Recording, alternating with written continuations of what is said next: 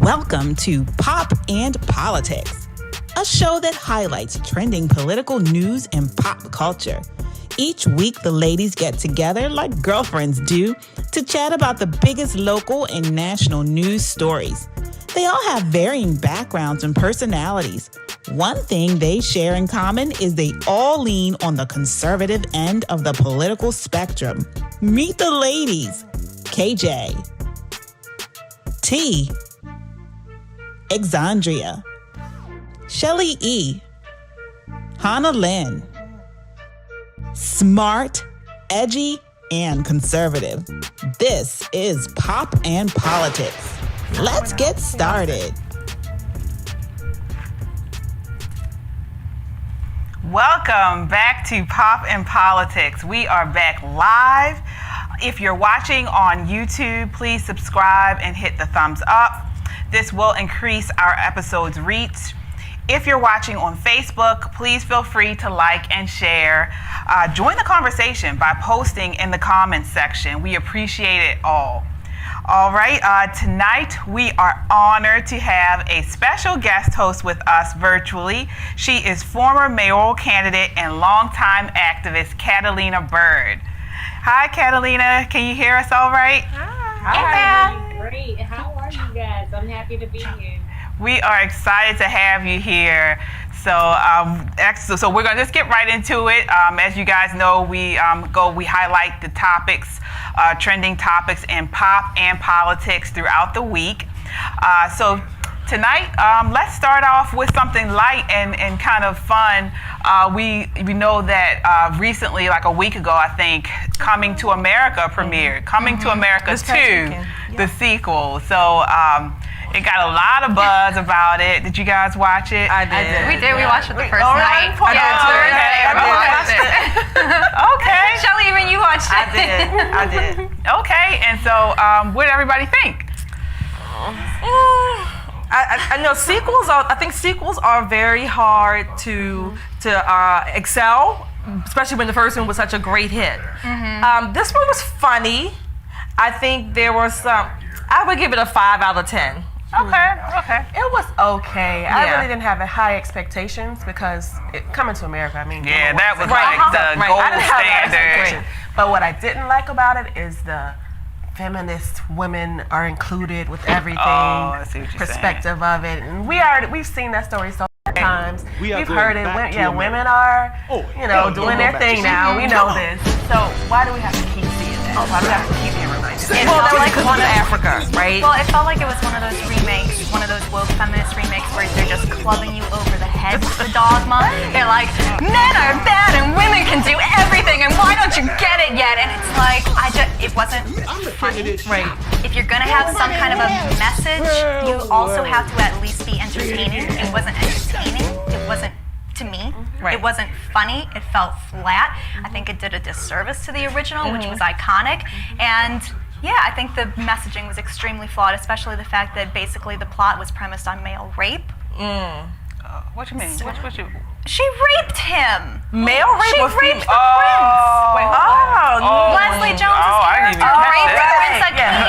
She drugged him. She did. Yes, she drugged And the him. whole premise of That the went right over my head. and they glossed right over it. They didn't even discuss it. The prince, who, Semi's supposed to protect the prince. They're going to America, and his job is to protect them. And he sets him up to be raped by this hoe in a club. It just, that just. They are to Pepe. Right, they're canceling Pepe, but it's okay for a woman to drug and to rape a man, and that was just a little plot point that they laughed at. Political about it. I feel like I just kind of watched it. The first one, I think, of course, set the standard, right? That was the best one. The second one, I thought it was okay. Like there were points where the same. I was kind of like, I hope they don't make this political. They did. But like right around that time, they slowly transitioned it to more of a parody, and I was like, okay. No, it was political. The one thing I did, I thought the impersonation. So you had Arsenio and Eddie Murphy still doing the impersonations, and I really enjoyed that. Again, that's one thing when you try to send a message, sometimes it takes away from the creativity. Yeah, it does. And you know, with Arsenio Hall and Eddie Murphy, they were like the originators of, you know, I said it, so what? I'm gonna say what I want. You know, I'm Just creative. in your to see face, the- offensive to see them You comedy. could see kind of like what you were My saying. What do you only think? thing, my only thing was just the fact that the original wasn't a musical and there was so many performances That's another Oh, yeah. Yeah. involved. I don't think I took rape from it any more than I did from Bridgerton when that was the critique. The original wasn't a musical, and while I appreciated seeing Gladys Knight and I love seeing In Vogue and Salt and Pepper, it was like that's not true It was to what the pointless. original was. They could have made it a I think they just soundtrack. did it to fill the space. But I think it was also, just a space yeah, filler. it was like, let's just throw in every celebrity cameo that we Right. can just to please people. There was Yeah. no purpose to it. And also, I just felt like, okay, the original... I it was think the real- purpose is to employ black actors. That's what in I a think so. time Yeah, but you can that employ... doesn't exist. I think the Eddie Murphy purpose is good was for that. what Tyler Perry does and employing actors of color. I don't think that was part of the plot script at all. Yeah, but you can do that and still make a good See Rick picture. Ross? Yeah, that's Yeah. why I love. It's Rick Ross' house. It's his Right. music. So he had a cameo. He had to be in it. Yeah. You know, It's his also, house. all of the performances in Zamunda, they were American acts. They weren't African. They weren't Zamunda. But now, remember, Zamunda this was picture, but was it was supposed to be a Zamunda blending artist. of the two continents, though, as well. So. DeVito is not American. Right, DeVito. Yeah, that's true. But go ahead. No, I was just gonna say the one scene I did like that I thought was a great idea was when they had the king essentially have his funeral. I was like, that was so smart. Why don't we always do that? Like when that was his funeral he was having. while he was alive. I love that. That was. I thought that was. I was like, I'm gonna do the same thing. I thought that was so funny. Yeah, but you know, like you said, I mean, it definitely wasn't what I was expecting, and I was thinking like a movie, you know, even though it was on TV due to COVID and everything, but it was okay. I mean, It felt like they threw it together. I think so. That's what they've been working on it for a while. Like it was. I laughed here and there, but it would have been better if they kind of went along with what they did in the first movie. Yeah, the plot just wasn't the way they, like you said, they threw it together. Just going back and discovering he has this son, and then the way the son was conceived, it was kind of haphazard. I wish Ryan Coogler, because I think he does these movies well. Directing, he did,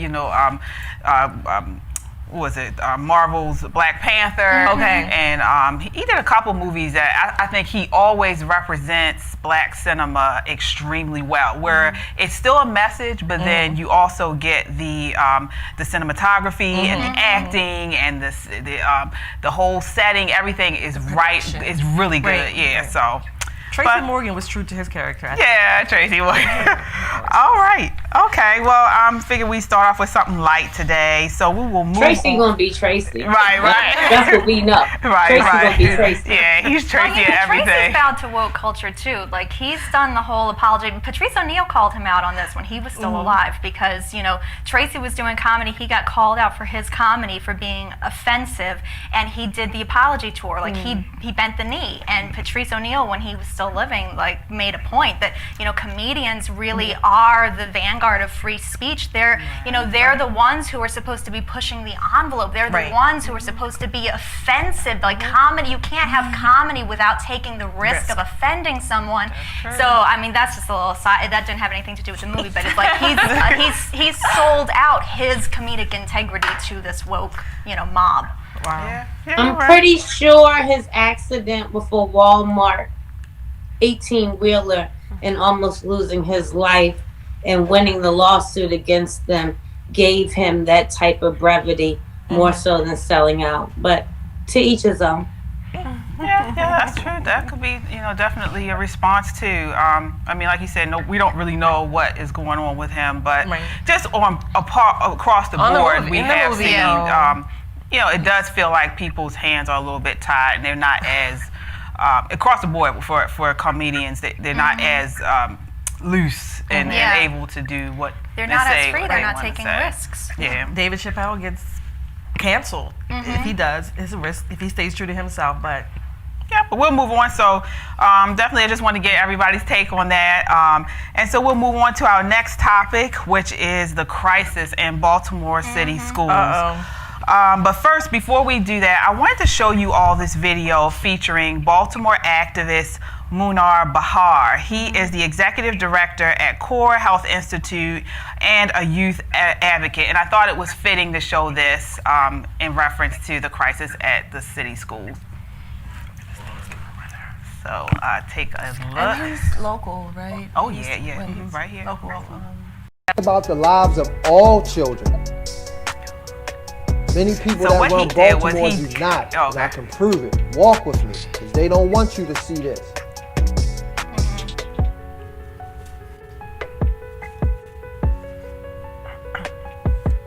I am Munir Bahar, and this is Baltimore, the real Baltimore. And this is the reality for young people every single day. Crumbling infrastructures, abandoned homes, poverty, and crime. Baltimore has been run by the same political establishment for decades. And what's the result of their leadership?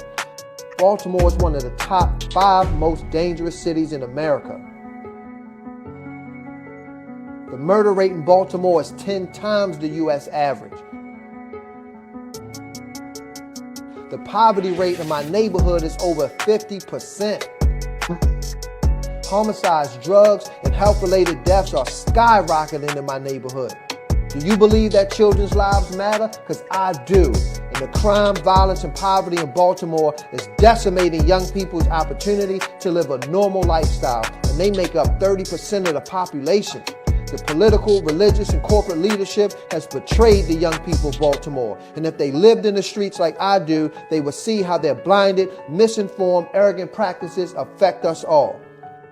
But they don't want to see it because they don't want to acknowledge their failure. It's not just Baltimore. The horrific challenges that young people face are in politically corrupt cities all over America. Look at this. How are children supposed to live here and play here? The establishment thinks that young people's lives aren't valuable and that they can neglect them without consequence, that they don't deserve better, despite what's happening to their families and communities. I am Munir Bahar, and I am not running for office. I'm building up my community because I actually care about young people. All children's lives matter. Our communities matter. Baltimore matters. And young people deserve better.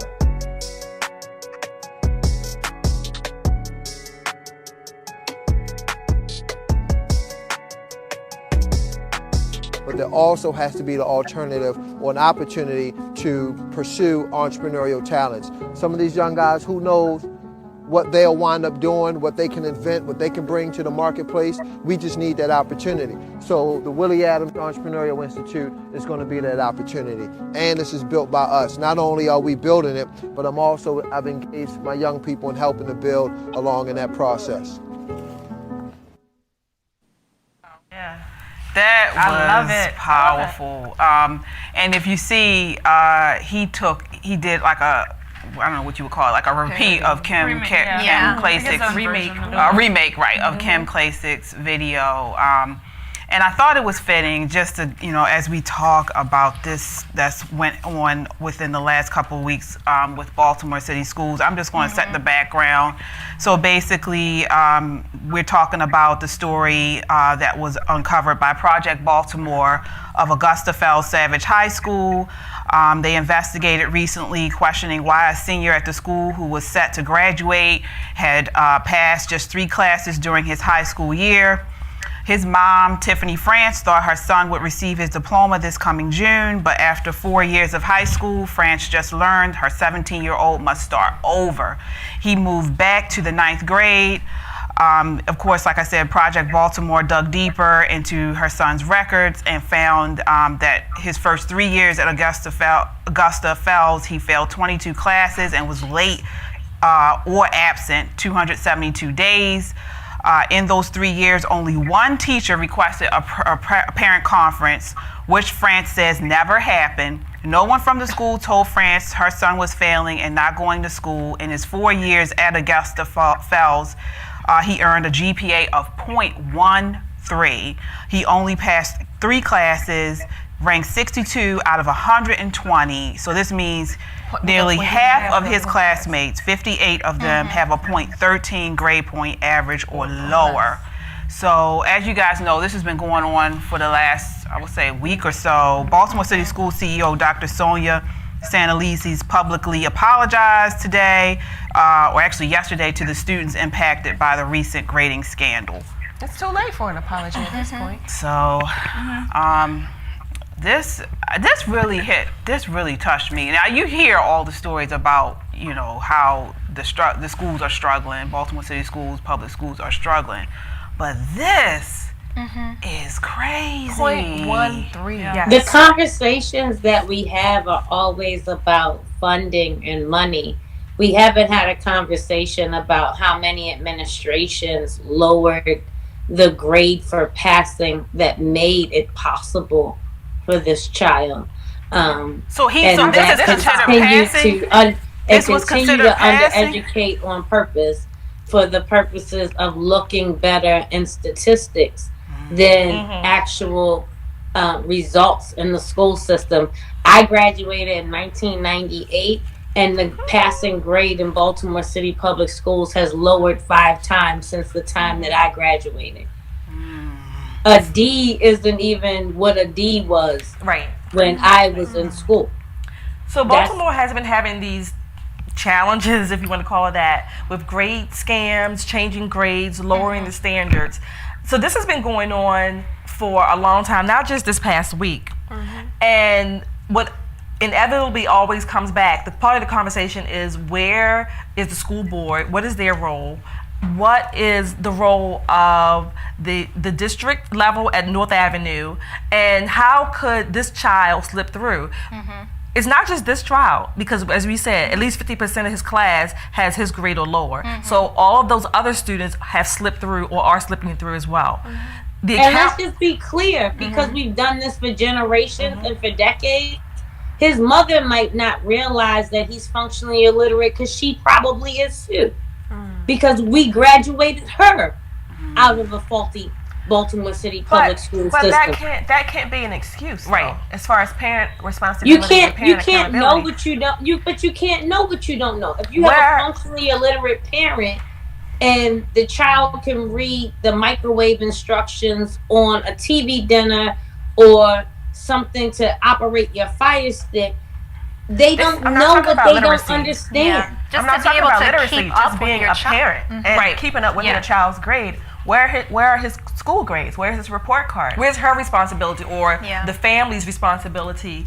Again, I'm not saying that North Avenue or the school board is not culpable to some degree, but I think this is a joint effort, so there should be joint culpability. Well, I think nobody wants to take accountability. Like joint culpability, but I also believe in holding someone accountable to the capacity of their intellect. But nobody wants to take accountability. There's nothing to say that she had the capacity.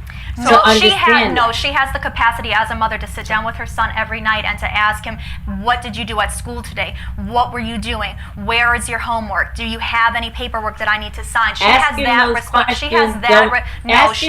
responsibility as a mother, and you can't just absolve yourself of your own responsibility. And I think that's what's happening here. Like, she made the statement, my son didn't fail, the school failed him. The school did fail, but she also failed and her son failed. Yes, he did. Like, they all failed. Everyone has to take their own personal accountability. Yeah, I mean, it's tough. I mean, you know, she has multiple children, and you know, I'm come from a single parent home. My mom raised 3 of us. I'm the oldest of 4. So I get that, you know, my mother worked multiple jobs. She worked multiple jobs. So I get that. And this just made me think about, thank God that I had the mother I did, because even though she was working multiple jobs, she was working nights, she was on us about that schoolwork. But this was over 3 years. Right, it was over 3 years. And we don't know if she didn't, I mean, from the news stories that were posted, I didn't see her taking any responsibility, but we don't know that she didn't. Obviously, there is some responsibility that lays on her, but I still feel like, who this is a For crisis. 3 years. Yeah. This is a crisis. Well, and they keep Kat mentioned but Kat mentioned they keep what I don't understand how the process works. Like, so we have the Board of Education. Who employs the Board of Education? Like, how do they get their job? So the school board members are appointed, some of them jointly, by the governor and the mayor. Okay. Okay. They are appointed because they all need to be fired. I was 3-year terms. I think they're staggered 3 years. So appointed though means you're at will. You can be fired any time. So this is part of the confusion. This is part of the culture of lower standards in the community at large, and that many in the community accept it. However, I think they accept it because they don't know where to go. They don't know the process of the school board and the district down in North Avenue. They don't know the process, and I think to some degree it is on purpose that the public doesn't know. A great bit of failure in our school system in Baltimore City didn't come from the school board. It came from the administration at hand. I don't think many understand or remember when Martin O'Malley was mayor that they gave principals on-site budget requirements. And so North Avenue no longer budgeted how money was allocated that came from the state to go to each student or for those specific subjects. And principals who had no budgetary experience in the past weren't given technical support. It was one of the things that I ran on, and why I am a supporter of school choice, among other reasons. But these principals had been tenured teachers and had no budgetary experience whatsoever or organizational development experience whatsoever, and were given budgets to manage and did the best. I don't even think that they all had malicious intent as it applies to the children. They were just given a position that they weren't employed or qualified for, and given the support that they needed to do well or even have a chance at doing well. So if you don't fully understand the inner workings of the Baltimore City public school system, it's easy to sit back and judge. But you have to really understand how the money works, how the appointments work, and so what does it matter? It's not working. That's whatever. But what I want to ask is, Kat. So Catalina. So where does the buck stop? Right. Who is responsible for this? I know you said Martin O'Malley, but this is what Martin O'Malley's been out of office for what? I would say the buck stops at principals, right? To make the type of budgetary decisions that they should be empowered to do, but don't know how. So budget. But also, there was an investigation in 2019 that was done into this high school, into Augusta Fells Savage High. They knew at least since 2019, and I'm sure they knew longer. I'm sorry, but in 2019 they did an investigation. In 2020, the principal was placed on administrative leave. Why wasn't he fired? No one is being held accountable. They aren't firing these principals, and these principals are making hundreds of thousands of dollars. The CEO of the school, Sonia Sandalisis, is making. She's the state's highest paid administrator. She's making $339,000, and her salary keeps increasing. And this is Sonia Sandalisis. In a job that you didn't give them the tools to do, it's a lawsuit. But then why are we paying them? Why are we paying them? Why are we continuously hiring these people and paying them and not educating Baltimoreans about the process? Because Baltimoreans, if they don't know, then they're going to continue not knowing if they're not educated. Because the process to become a principal didn't change when the process of the budget of city schools did. Well, it's been too many years now. I'm sorry, that's not an excuse. This has been going on for decades. $5.3 million a year. They've got less than 5% proficiency in math and English, 61% attendance, 48% graduation rate, 29% college enrollment, and a composite SAT score of 735.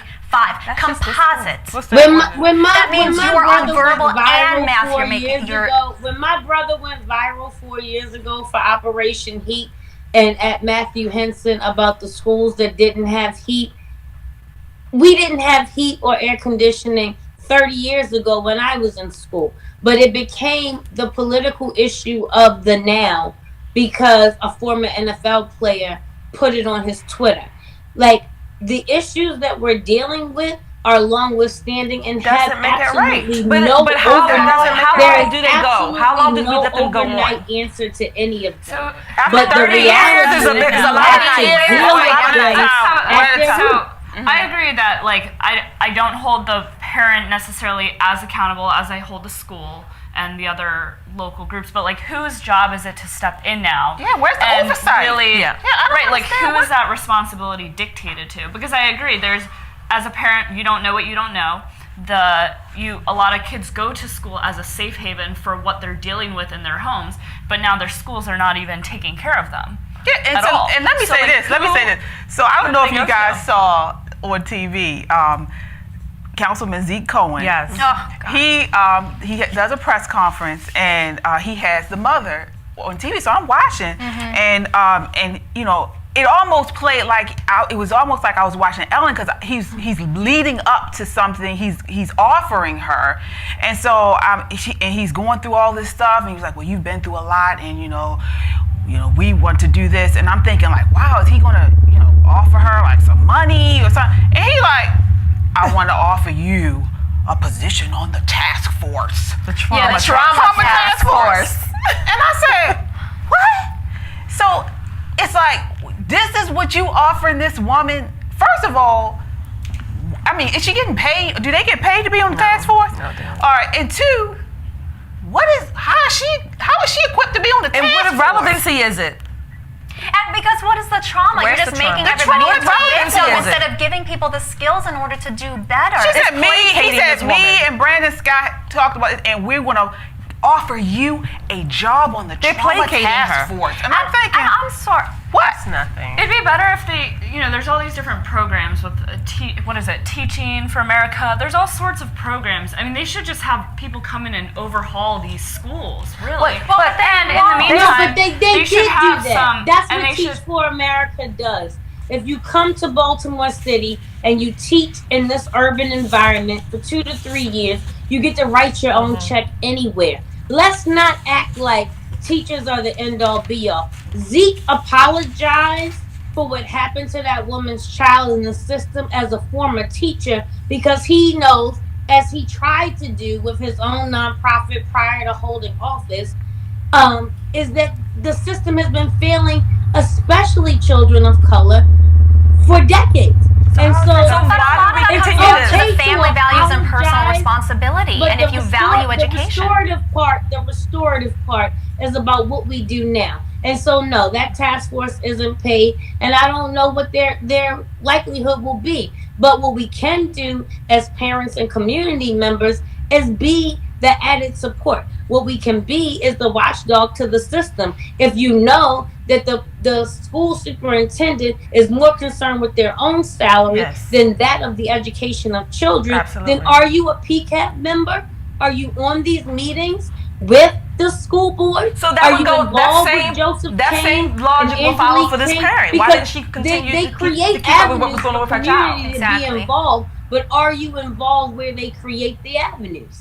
But It's also, not about that. It's about them putting the people in position who are qualified to do their job but don't do their job. So why aren't they being fired? Why aren't they being held accountable? Where's the responsibility of the city? Because it's public funds and it's it's public funds. They're getting the money. Exactly. Yeah, they're getting the money. That's it. the money is not the issue, because Baltimore City Gets a lot teachers of money. make their salaries are 71% higher than the national average. We are third highest in the country For in per per student. pupil spending. It's Yes. not an issue of funding. No, All of I'm that money saying is they going get to public administrative funds, so loans. therefore the accountability is not, and the transparency is not there. But the funding is not tied to outcomes. 'Cause Exactly. Like But I where's said, the as the rates are transparency going. in community?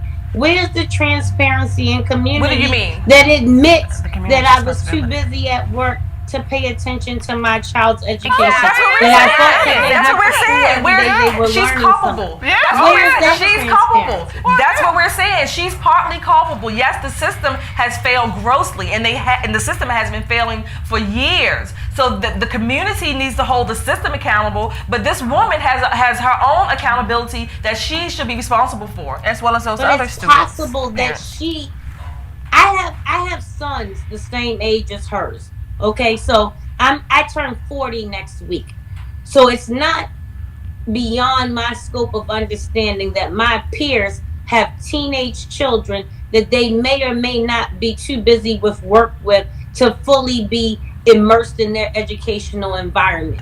What I'm saying is, that's a parent. It is. That's part of being a parent. Responsibility as a parent. This woman is a victim of this system. That's part of being a parent. In the same way that her child is, to the extent that she couldn't even identify his victimization. That's part of being a parent. That's just one parent. It's 50% with 62 other students.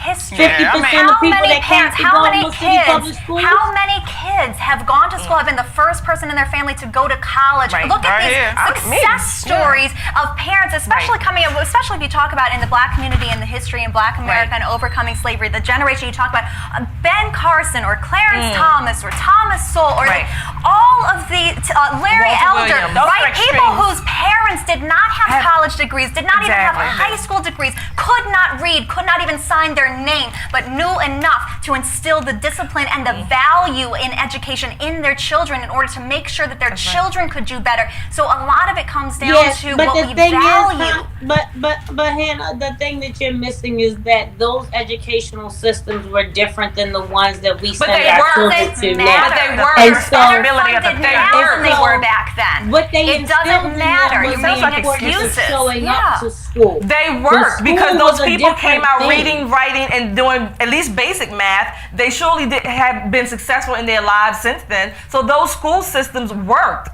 Well, like you said, I mean, you know, we definitely will continue to watch this story and continue to look into it, and reach out to. I mean, I don't even know what organizations we suggest, Kat, that for people in the community. Everybody that feels some type of way should be a PCAB member, whether you have a child in Baltimore City Public Schools or not. You should be a PCAB member. Their meetings are open to the public. What's the while we don't acronym for have PCAB, parent, community, and something board, you should definitely be a part of the parental and community association portion of BCPS.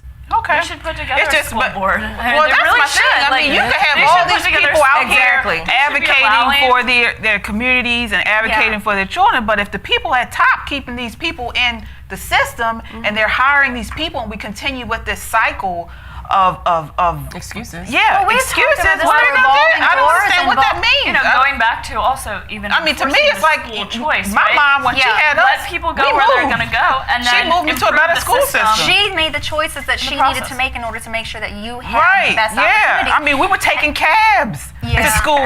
You know, when we were out campaigning, BUS. Well, and when I was out campaigning over this past election campaign for Teen Boycott. It's a shame you got to move. We went. I was out in. was talking with people on the street, and I ended up talking with this one gentleman who he said he had been fired. He worked in Baltimore City Public Schools, and he said he had worked there for years, and he was fired because he caught the principal changing grades because they needed to meet certain quotas and certain metrics in order to get their funding.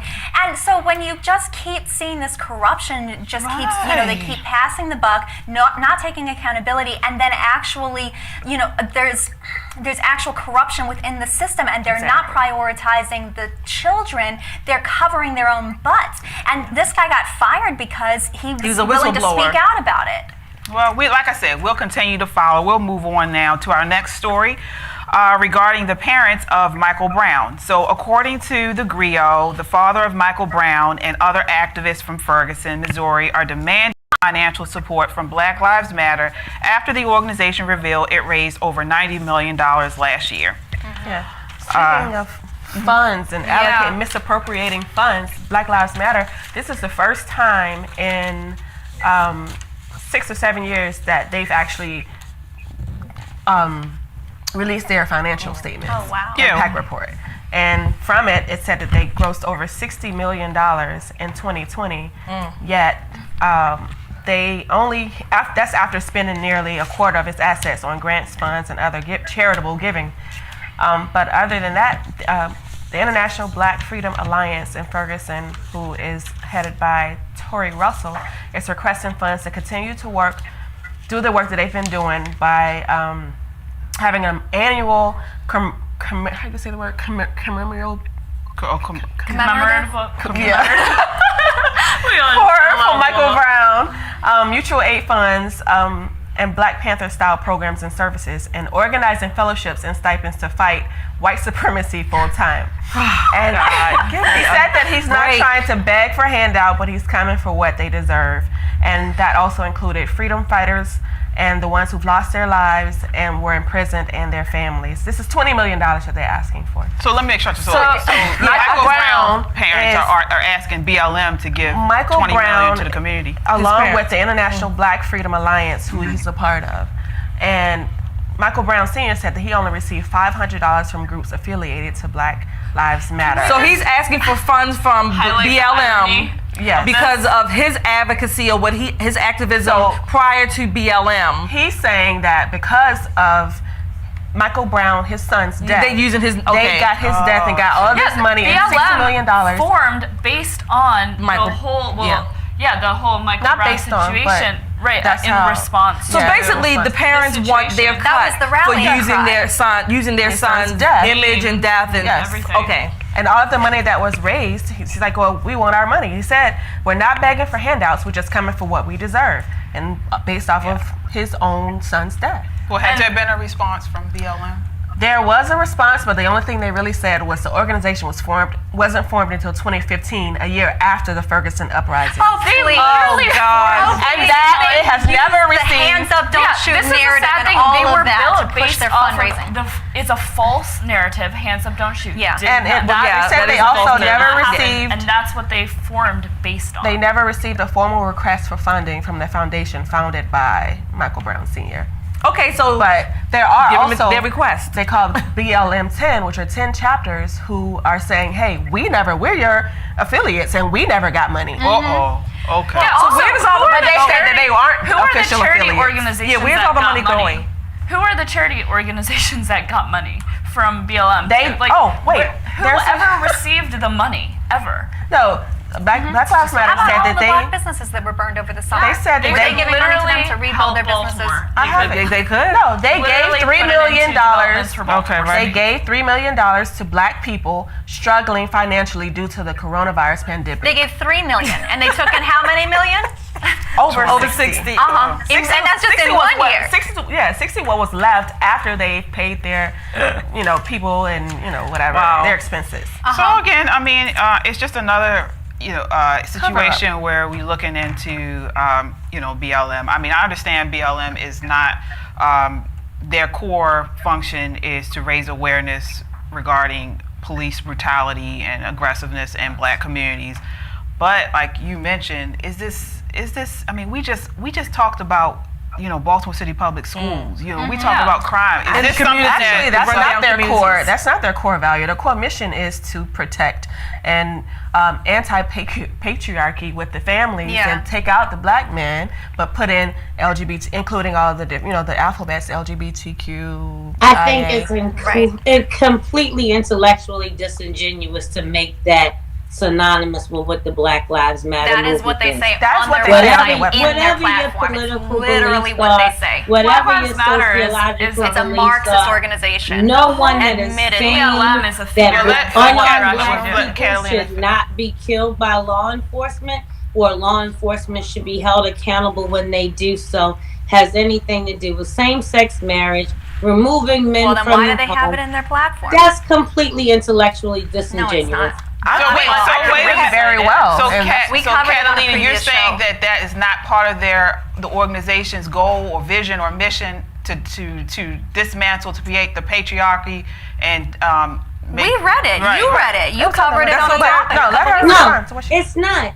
And I've spent That's a lie. over a decade working on police and community relations, long before I was on CODIF and a part of the consent decree of Baltimore City. Which has what to do with Black Lives Matter. The Unity Bowl was featured on HBO. What we're doing is about humanizing Black life to officers who don't come from our communities and our culture, that are more adept to shoot someone unarmed because they feel threatened. But they aren't. That isn't true. The statistics have shown that to not be according the case. To every study. Let's back up. So Catalina, are you saying here then that the narrative, or it is on the website about that, they're one of their missions And they have a curriculum for schools. BLM has a curriculum for schools. But One of their let's be missions clear that is website and that particular faction does not own in its entirety Black Lives Matter as a slogan or a hashtag. But this is what it says. I just they are all we're talking about intellect. This is the organization. We're not talking about Black Lives Don't Matter. But it was never a corporation. It was never an organization. It is. And It's the ones that run by the Tides Foundation. It's funded by Soros and run by the Tides Foundation. Don't define the narrative of the sentiment that the people got behind. Well, let me read what that's on blacklivesmatter.com. It's a totally different thing. Hold on, replace that. It's a totally different concept than Black Lives Matter, the organization. No, we're talking about the organization. They are now Black Lives Matter Global Network Foundation, which is an umbrella organization for all of the other things. So I have it right here on the blacklivesmatter.com website. It says hashtag Black Lives Matter was founded in 2013 in response to the acquittal of Trayvon Martin's murderer. Black Lives Matter Global Network Foundation, Inc. is a global organization in the U.S., UK, and Canada whose mission is to eradicate white supremacy and build local power to intervene in violence inflicted on Black communities by the state and vigilantes. Okay, that's what I said. Where did the patriarchy come in? It comes in from their statement. Do they say anything about they actually edited their website because but it was in that backlash about it, but it was on there before. It stated that, right, I wish I had the actual quote. Their goal is to dismantle the patriarchy. Their goal is to disrupt the Western heteronormative family structure. And their goal is to prioritize the village and the community and the state raising the children, and it makes no mention of, it deliberately leaves out the fathers. We affirm the lives of Black, queer, and trans folks, disabled folks, undocumented folks, folks with records, women, and all Black lives along the gender spectrum. Our network centers those who have been marginalized within Black liberation movements. Because if that has nothing to do with, but not, it's the organization we take issue with. Yes, and that has what you just read about. We affirm the queer and disabled and whatever has nothing to do with violence in Black communities. Brutality. No, had nothing to do with even race. They're just issues that happened, altercations that happened between two individuals that happen to be different races. Roland Fryer from Harvard did a study. If they literally went down every single list of person on the Say My Name, they would realize that very, very few of them were actually victims of true police brutality. Yes. Most of them were actually just cases think that? of it was a fact. Look at the cases. Look at the court cases. No, that's a no. First of all, she wasn't in the bed. She wasn't in the bed. Well, if they looked in your bed and saw a white woman, they wouldn't have shot you. That's like not they true. The police did not burst into her home. No, they didn't. Look, there was a shooting that happened. There was a shooting that happened. The same situation. Wait, 1 second at a time. Let's finish. What were you saying, Catalina? I didn't hear what you said. What did you say? Neither one of them would have been shot in their bed like Breonna Taylor was. There was a shooting that. Would you like to let me speak? 1 second. Would you like to be quiet? Let me speak. He didn't even know. 1 second. There was a shooting that happened. Her race was irrelevant. There was a shooting that happened just about a month before Breonna Taylor. It happened actually in Maryland. It was a white man who was shot under the same circumstances of a no-knock warrant. A man? I do not remember his name. It's a funny name. I know all of my 2A advocates out there would know it. We didn't know about it. A man. No one knew about. A man. Okay. There have been men. There have the majority of men. All right. The point being that there have been more. But her boyfriend was there, so white people who have been shot by police in these acquitted. incidents. We don't hear about it because it doesn't fit the narrative. And the statistics are, when people try to fit the statistics to the narrative, they end up misrepresenting them intentionally, and it's done in a very dishonest way in order to. Okay, well.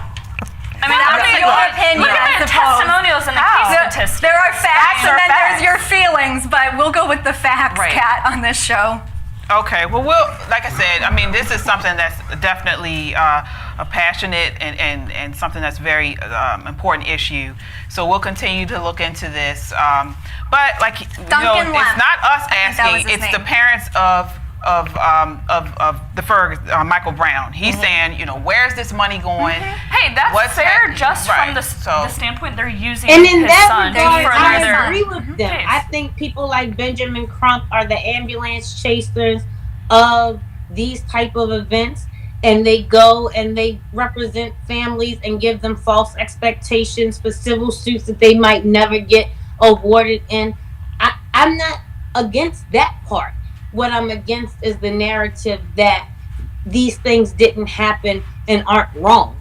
Because they I don't are. think anybody deserves. Yeah, nobody wants anybody to die. It's just like tell the truth about what happened. Right. For instance, with the Michael Brown case, the hands up, don't shoot component was never. They did Tell the truth about what happened. It was testimonials, and let's look at this. Let's look at the Michael Brown. This is the case that they were talking about. The story that we're talking. Michael Brown's story.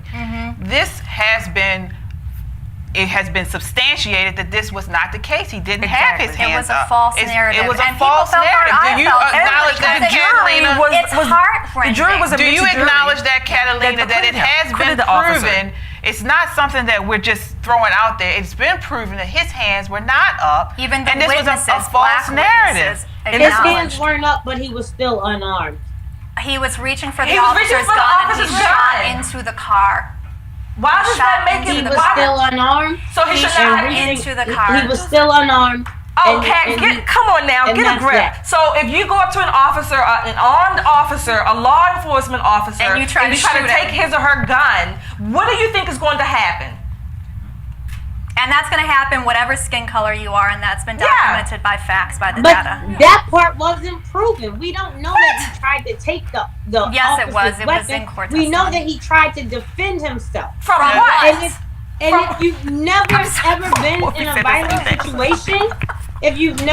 a violent situation, then what you would do in the arm of self-defense might be foreign to you. Self-defense from the officer that told him on both sides. So I'm just saying, I obviously don't. I wish he was still standing today, but themselves against law you have to look at the case for what it is.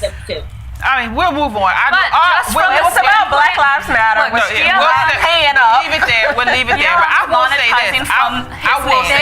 They're exploiting the trauma in these situations. We do know that, and this is something that I think needs to be pushed a little bit more, especially for youth. If you encounter a police officer, don't resist. Act like you got some sense, because that is the one thing that has been it's consistent. Is these people have been resisting arrest, and it's just natural that if I don't know you, you don't know me. If somebody walked up on me in an area where I'm not familiar with, or it's something I don't know that person, I'm going to defend myself.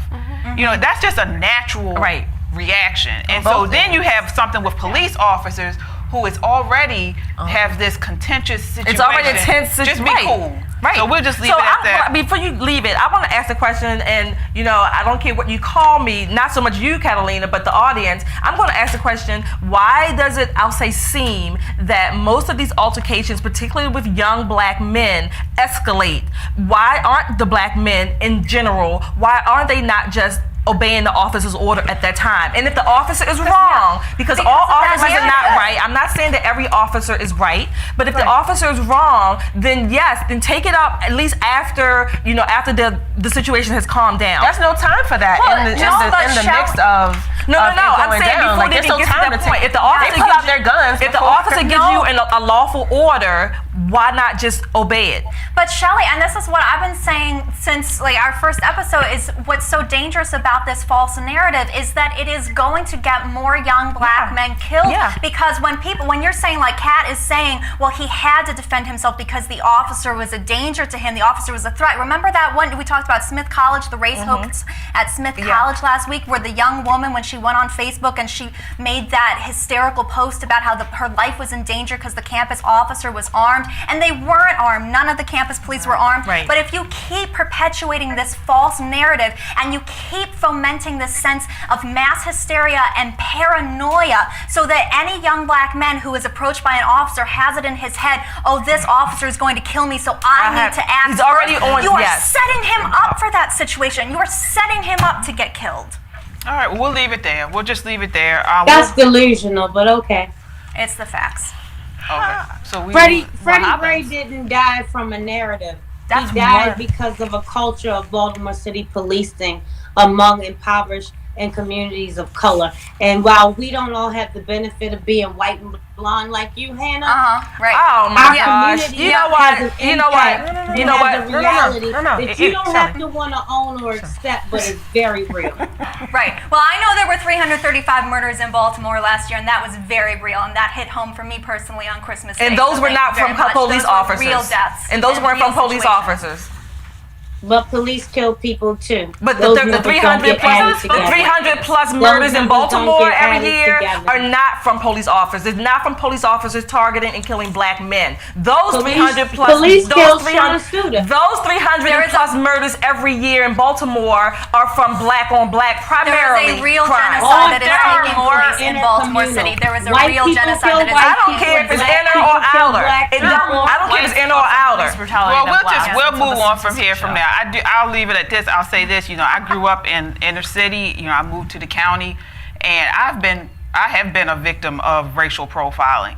But out of all my 41 years of being pulled over by the police, of being, you know, dealing with police officers, I can say I've had far more better interactions with them than being racially profiled. And I think, and you ask most black people that I know, and I'm talking about, you know, people say the same thing.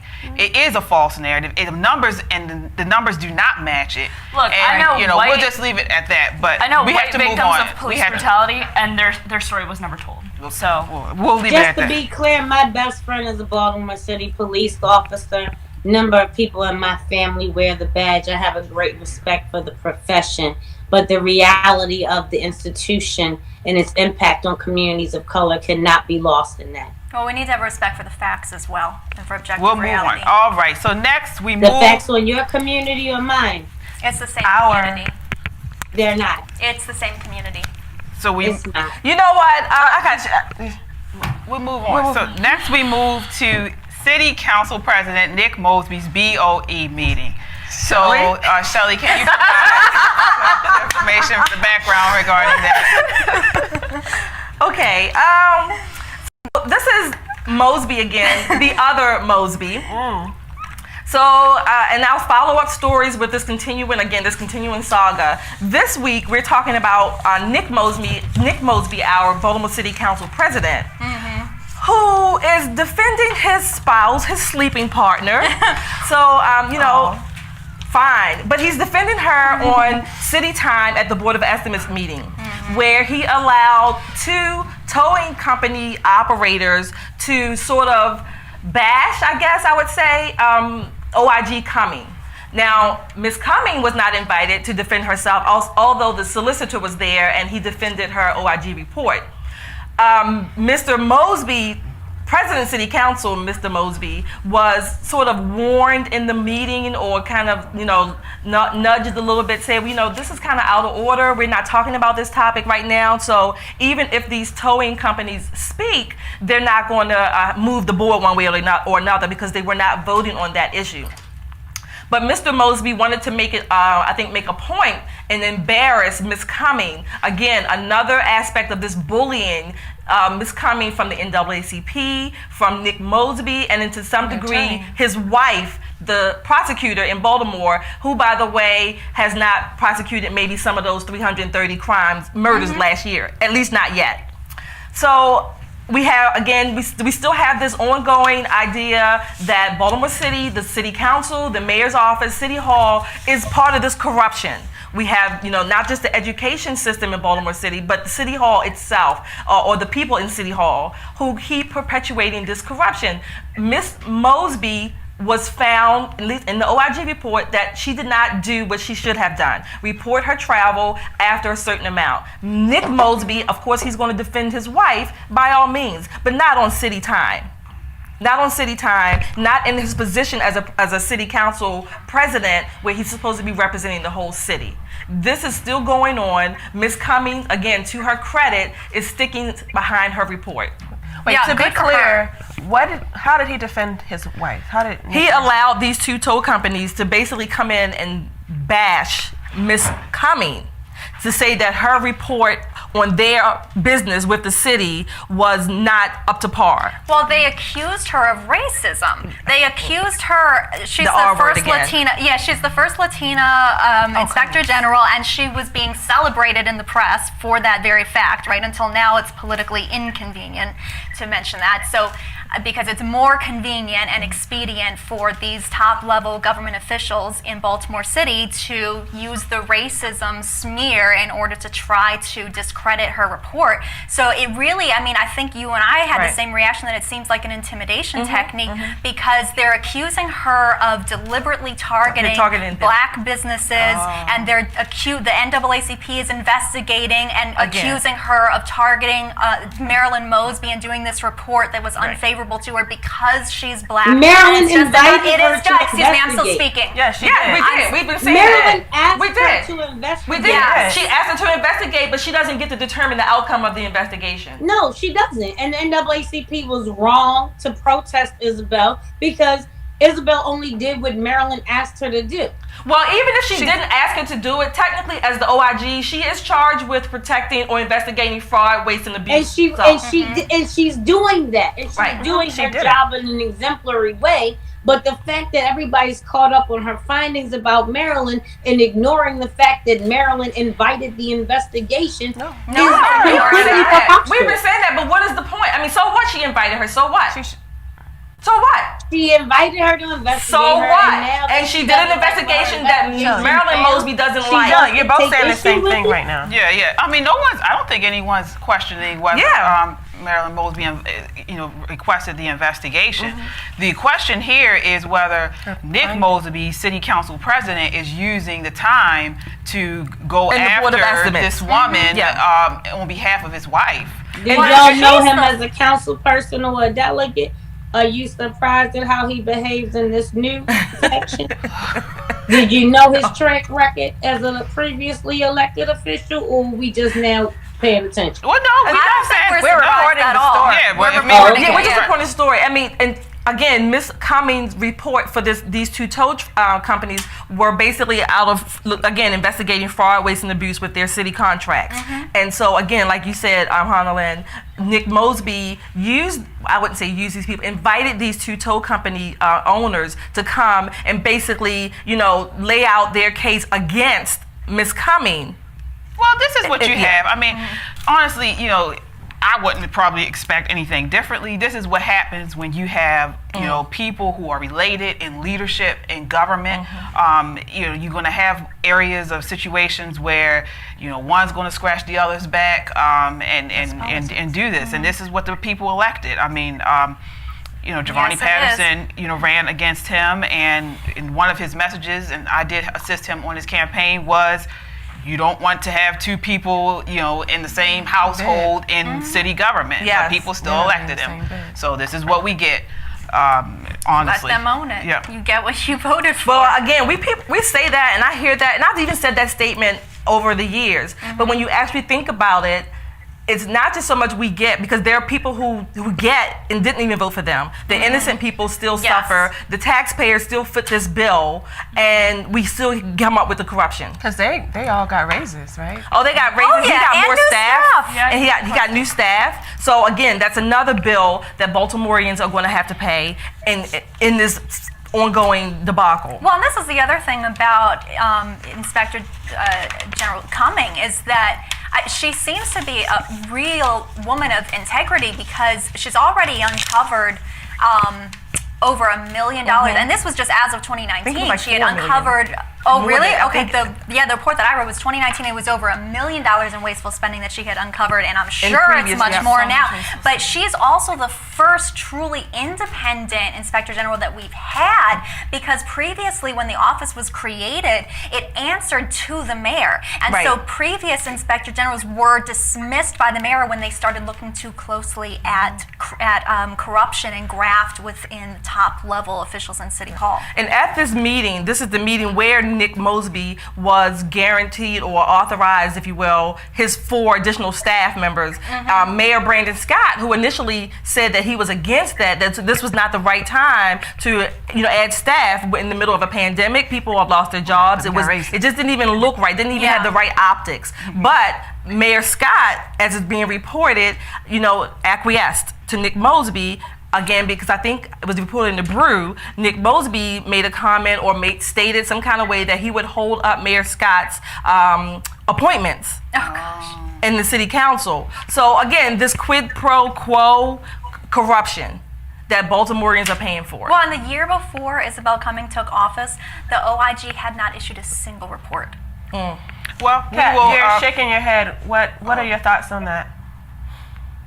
I think it's easy to judge from the outside looking in. If you've never worked in an administration or understand how administrations work, it's easy to judge from the outside looking in. So at what point are we able to judge? At what point are we able to judge? I didn't come on the show to be y'all resident contrarian or curmudgeon. So no, you're not. Be some things I'm gonna just shake my head to and let you're y'all not. keep talking. But I just want to know what would you think? When do we, as taxpayers, as voters, as citizens, residents, when do we get to chime in if we're not in the you mix? Get to chime in whenever you want to. That's why there's a bunch of talk radio shows, and you can call Larry Young's show anytime in the morning.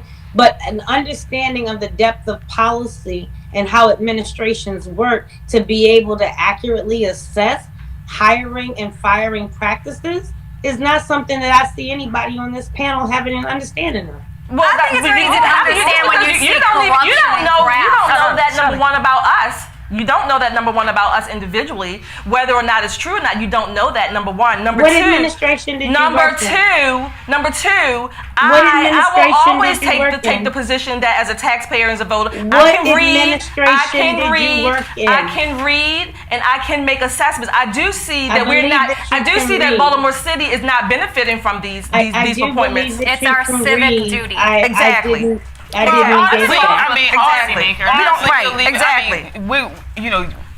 We can sit here all day and question everyone's resumes. I mean, it doesn't matter. Honestly, to me, you don't have. You don't have to have worked in city government to understand. You could be a boss. I mean, you can have your own business. Some of us are managers. To know that the streets are dirty. Our CEO. So I mean, some of us that's hired and fired. We understand the inner workings of a company and know how things are supposed to be. We work in private industry, and that is honestly that's the problem. It's too big. That's the problem.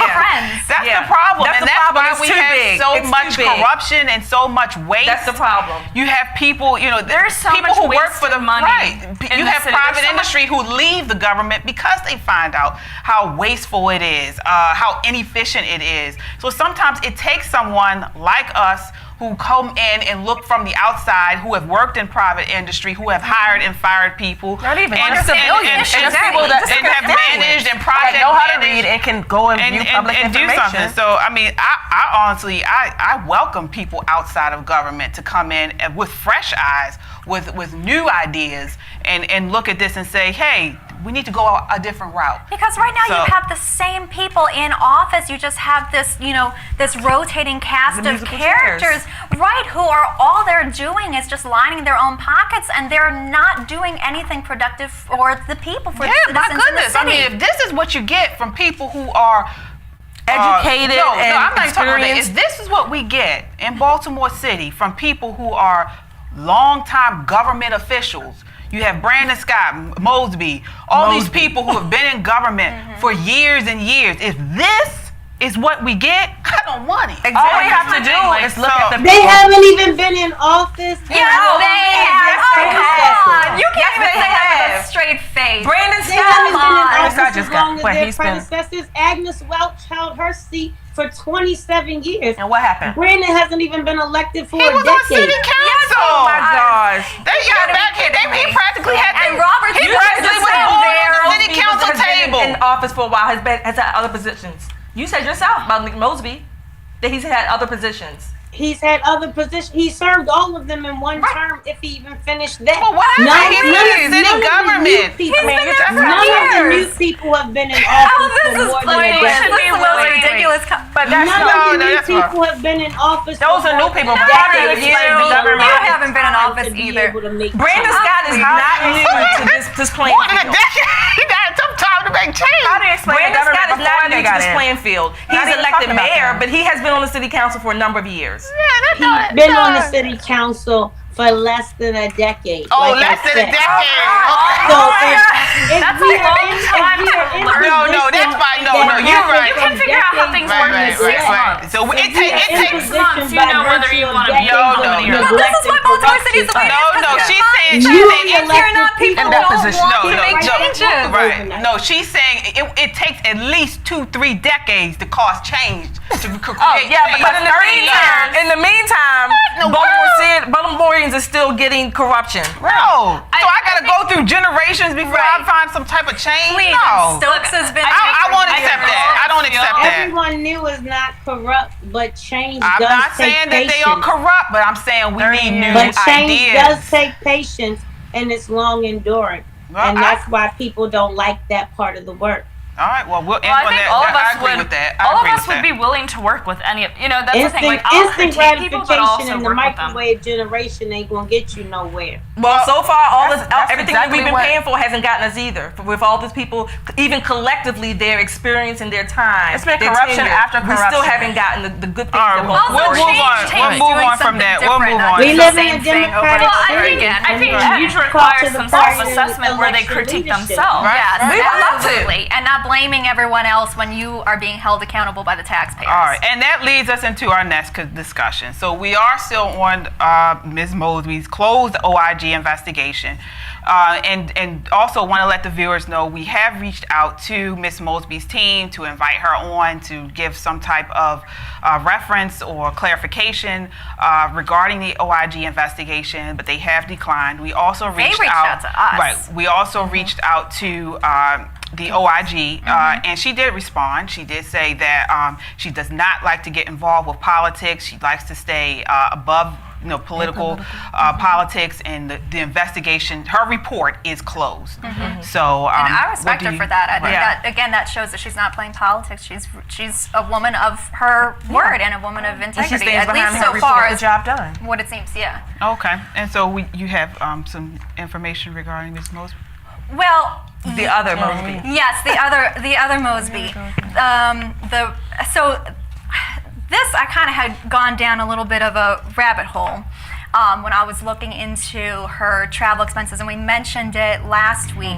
And when I was looking into her response, where she was trying to justify all of this travel and that she was going on these, all expense paid trips to Europe and staying in these resorts, that she was going because she was learning alternative methods of justice in order to bring back for the benefit of the people of Baltimore. And we want to note, though, that she did say that where she was staying, it was a resort, it was a spa, but she did not use it.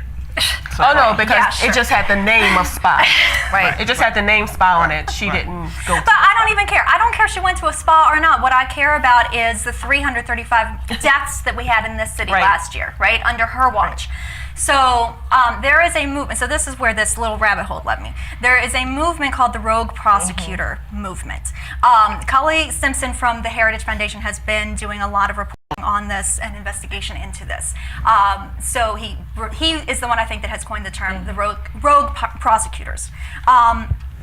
We talked about the funding for BLM, how it's coming through the Tides Center, the Tides Foundation, that ultimately is linked to George Soros. George Soros has also been promoting and funding this movement of rogue, progressive, activist prosecutors. And I hate to jump in with you. Why is that a problem for? Well, I think it's a problem when you have these elite billionaires who are not accountable to the taxpayers in this city, who are basically manipulating our system of justice and determining they're pouring millions of dollars into these local campaigns in order to elect people who will just who are not accountable to the people of the city, do not have the best interests of the people of the city at heart, and are merely cat's paw for their own political agenda, their own left-wing political agenda. And it does not serve the people of Baltimore. And it doesn't serve the people of Baltimore in the sense that Marilyn Mosby was one of the first, if not the first, rogue prosecutor that was chosen for this particular, I don't know, study or pilot, whatever you want to call it. But one of the ways it hurts Baltimoreans is that when you have prosecutors that don't uphold the law, when you have a revolving door of criminals that are just coming in and out of the system, not staying there serving their term in prison, they come back out to victimize people again. Not even being prosecuted. Not being prosecuted. So this movement then she becomes sort of beholden to the campaign or the funds that she's getting from this organization. Her interests and her alliances lie elsewhere. So it was this organization that paid for her travel.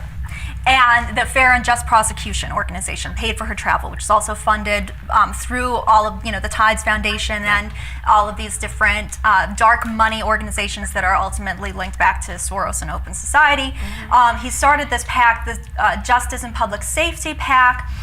The purpose is basically to reverse engineer and dismantle the criminal justice system. So they are putting prosecutors, like you said, they are putting activist prosecutors and people who have been criminal defense attorneys, getting them elected as local prosecutors and DAs, state's attorneys, and then they are enacting this platform of non-prosecution. They use all of the leftist buzzwords, restorative justice, they talk about systemic racism, they talk about dismantling the system, they talk about alternative justice approaches, but the result is that in every single city, from Chicago to Baltimore to Philadelphia, San Francisco, Dallas, St. Louis, wherever these rogue prosecutors have been installed, and they stop prosecuting crime, and the rates of prosecution go down, the rates of dropped and lost cases go up, and crime has gone up. Crime has skyrocketed. Rapes, homicides, assaults, robberies. Since Marilyn Mosby took office in 2015, homicides have gone up 65%. There has been an excess, more than 100 excess deaths every year since she was in office. In fact, from the time period of 2015 to 2019, an average of 1 out of every 350 residents was murdered. 1 out of every 350 residents. And so they are not prosecuting people. She's actually determined that there are whole categories of crimes that don't need to be prosecuted, that she won't even prosecute. Well, let me ask you this, so just to play for the sake of argument, you have some people who say, well, she's not prosecuting these people, but they shouldn't be prosecuted. They should be prosecuted. And this is one of the major things where they're not prosecuting is for illegal firearms offenses. So people are being arrested for illegal gun charges, and then they're being put, it's this revolving door of justice. They're being put right back out onto the street, and they are committing these murders. And that is part of the reason why the homicides have skyrocketed, but rapes have also skyrocketed. Baltimore is also #1 in the country in robberies. I mean, #1 in the country. And this has nothing to do necessarily with her travels, okay? But this has to do with her. It's the funding of her campaign, the funding of this rogue prosecutor, whatever you want to call it, group. Yeah. And they are not only damaging, they are actually, I say, culpable for the murders that happen under their watch. They are. And Marilyn Mosby, she was quoted as saying, we're pushing back. The reason why she's not prosecuting crimes is because we're pushing back against the over-criminalization of black people. But what she neglects to mention is the over-victimization of black people. So there are all of these excess deaths most of the time by other black people. Right, and so these victims don't matter to her. What matters is the narrative. What matters is the rhetoric. The actual lives being lost don't matter. And these are some of the crimes that they are not deliberately and strategically not prosecuting. In Boston, there's a rogue prosecutor named Rachel Rollins, and this was actually in Marilyn didn't come out with a manifesto, but it's the same kinds of crimes that she's not prosecuting. But in Boston, the rogue prosecutor who has actually been working with Marilyn at some of these summits and these travels. Yeah, in her travels at some of these different panel discussions and everything, seminars she's been going to, she penned what is termed the Rawlins Memo when she took office a few years ago in Boston. She said that she directed her office not to prosecute trespassing, shoplifting, breaking and entering, wanton or malicious destruction of property. You think about the BLM riots in last summer. Again, all funded through the Tides Foundation. Right. Soros money is going to these BLM rioters that are destroying property. And then the BLM, and then the George Soros elected prosecutors are not prosecuting they're not being crimes. prosecuted. The nonviolent crimes aren't being prosecuted. Is what you're saying. No property crimes, right. but even threats. Even physical threats and So then assaults, they're not how prosecuting. does this transcend then to homicide? So if she's not, It don't. Nonviolent crimes. It does.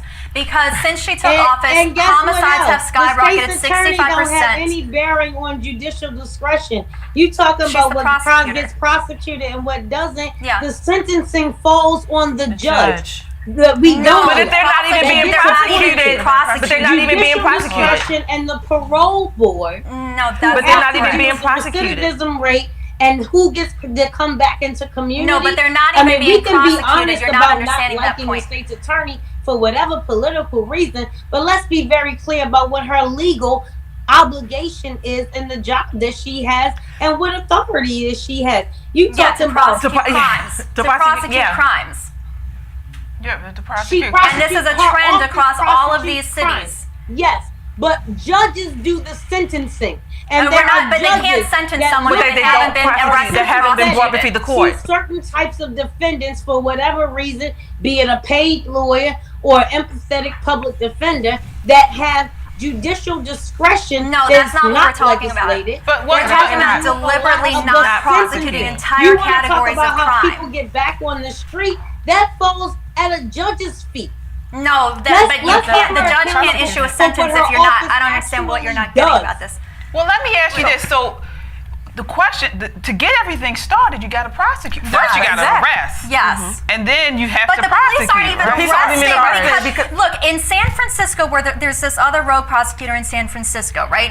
The San Francisco, they're not even prosecuting theft or larceny or $900. shoplifting. So store owners are not even calling the police anymore when people are robbing their stores. And you've seen this crime wave escalate in these cities. Chicago has more murders every year than deaths that took place at the height of the Iraq War. And it has Every nothing to do year. with them Yes, it prosecutors does. and Oh, everything please, to you're do full of with it. And with so in poverty San and Francisco, gang they're not violence even and a they're lack not even of calling the understanding police of because the cultural police won't competency respond. of those communities. Because the police won't even respond. The police won't even respond to the crimes because they know where they'll say to the store owners, we can't even arrest them because they're not going to hold them. They're just going to release them. They're not going to be prosecuted. They have made a strategic and a deliberate decision to not to prosecute those prioritize people. the criminals over the people, and many of them are black citizens in these cities In these who are being impoverished victimized. areas, poor areas, uneducated, like you're talking about the community, not understanding the community. Well, these are the communities that are continuously being victimized. And when Marilyn Mosby was confronted with these statistics, she did the same thing that Kat She is took doing. another trip. She dismissed it. She said it's rhetoric. It's just rhetoric from old white men. That's all it is. She doesn't want to take accountability for the lives that are being lost in her city. And that She is doesn't have repugnant. any accountability. That is to take. repugnant. Oh, nobody has She can accountability, prosecute Kat. everyone, Everyone's and a a judge victim. can Everyone's still a let victim, them and no one off. has And if you don't accountability. And understand people are dying the every other legal day in the city. process, I think there's a it's process. easy You all to are really make saying it the lay same at her thing. feet because you don't understand Don't lay it at anybody's Listen, feet, Kat. so it We're all sounds like Kat is victims talking here. about the other end. other And we're end. talking about The you front need to get end. them to the judge, and then she's talking about after the judge I mean, sentences they're them. everybody. It's all really. They're all supposed to work together. It's Right. It's a But they're process. not. There's a beginning But they and there's an don't. end. So Right. if she's And we not agree on that. It doesn't prosecuting, work. We how agree are on they that, going to Kat. even get to the judges to find out doesn't whether they're going to prosecute the We sentencing? have an You- adversarial system in place. The prosecutors are supposed to represent the state and the people, and the defense attorney is supposed to represent the criminal suspect, the alleged, right. right, the defendant, right? That is how the process works. You have to have two people. No, because that is how the system works. Guilty. That is how it is So a designed to criminal work. defense attorney doesn't defend a criminal; they defend a human being who is innocent until proven guilty under the American Constitution. Well, we know that. The defendant is the accused is represented by his or her counsel, by the criminal defense attorney. The prosecutor is representing the state's interest and the people who have passed laws through the legislature. So what these prosecutors are doing is they're usurping the role of the legislator by saying we're going to determine what we think is a crime and what is not, even if it's against the law, and we're not going to prosecute. And so they're usurping the place of the legislature. And then what they are doing is they are acting on behalf of the accused instead of on behalf of the state, which means that the system breaks down, which is what they are put in place to do. It is their intention. It is the purpose, the mission of this organization that is backing and funding and training these rogue prosecutors to install them in cities, to dismantle the system, and to create for every crime. Every violent crime has skyrocketed. Rape, homicide, assaults, burglary, they have all skyrocketed because the law is not being enforced. And so the intention is to create chaos, to increase crime, create chaos within the cities. Because then, what about this? Look at this trauma task force. Look at how we just talked about the other week, how the mayor said we want to be a trauma responsive city. And I said, why don't you want to be a trauma preventive city? Because you've got this rogue prosecutor installed who's allowing crime to run rampant. Now the Baltimore City Council comes in and they go, oh my God, we need a trauma task force. We need more money. We need more power. They have justification to keep their jobs. Exactly. So you're saying that this Soros is funding all of these. Why is he funding these people? Why would he want crime to increase? Because power, he does control. not care. At the end of it, you create chaos so that then you, whomever, can come back in to be the savior of that chaos that you've created. He has his own agenda. He has his own political agenda, and a lot of these white liberals and elitists who are funding these prosecutors, they have their own agenda. A lot of it is a leftist Marxist agenda, and they want to break down the basic social structures of society and dismantle it. And that is what they are doing by dismantling the way that the system, the criminal justice system, is supposed to work. And we know it doesn't work perfectly. We know it doesn't work perfectly. I keep quoting Malcolm X. What? Beware of the white liberal. I keep quoting him. Yeah, they're all in bed together because even speaking of Black Lives Matter, they actually have the online fundraising software Act Blue, which in turn funds the Democratic candidates and Democratic Party. Well, not to mention you've got BLM, which all of their fundraising is going through 1,000 Currents, which is run by Susan Rosenberg, who was the domestic terrorist who bombed the Capitol in 1983 and was in prison, and then her sentence was commuted by Bill Clinton. Now she's the one. So you've got all these radical white leftists and Marxists who are trying to infiltrate these organizations and infiltrate these systems of government in order to dismantle them. And that's why you said nonviolent crimes are just doing property. Yes, they are. It's not just nonviolent, but they are going after these property crimes and saying we're not going to prosecute any kind of destruction of property. Well, and because Marxists don't believe in the concept of private property, so why would we use the law to defend it? And you look at that, so if you go into these areas and you're destructing, you tearing down property, that lowers the property, increases the property taxes. People don't want to invest in the areas, and then again, it's just like this cycle of and then you have gentrification, and then they get the complaints that these white developers are coming in, taking our neighborhoods and pushing the minorities out. Well, the neighborhoods were torn down by the same process, the same ideology, that wanted the chaos in the first place. It's a crazy. It's evil. Not just crazy. It's evil. All right. Well, on that note, we will end it with the whole show. Yeah. We ended the whole show. So we are at the end of our time. Firstly, we want to thank you, Catalina, for coming on the show today. Even though we may have disagreed. No, we appreciate the other perspective. I just think it's fair to be cognizant of the context. The industry of law enforcement exists because of runaway slaves. So yes, there's an institution to dismantle that has a root in racism, but we can have a role in that. Yeah, dismantle the system. And like I said, I have family and others that wear the badge, but let's be honest about the root of the industry. Let's be honest about the root of all these things, because narratives can come and go through administrations. The reality is what our kids live. Let's be honest about the 335 people that have died in this city. What you perpetuate intentionally or unintentionally, be it ignorant or not, so is what going to have a reality is it other than the repercussion on facts? somebody. Are you separating facts from reality? We see that. I mean, and like you said, that's where I feel for the kids, the children, because they're coming up in this system, in this environment, and it doesn't feel like it's getting better. And again, you know, as we mentioned at the top of the show, we don't have any change in these elected officials. But we can't we go back to the school system. I mean, look, we all want still the don't same know thing. where We're does just I mean, disagreeing on the methods. Right. I don't think we all do. You're right. I don't You're think we all right. want the I same think it's a thing. mistake to think that these rogue prosecutors coming in, these organizations, the Marxists, the leftists, BLM, what you were talking about, the ideology of tearing down the black family and tearing down the black father, they don't want the same thing. They don't. We all want the same thing. Okay, so we will end it on that. Thanks again for hanging out with us. Until next week, count your blessings and live a life of purpose. Good night.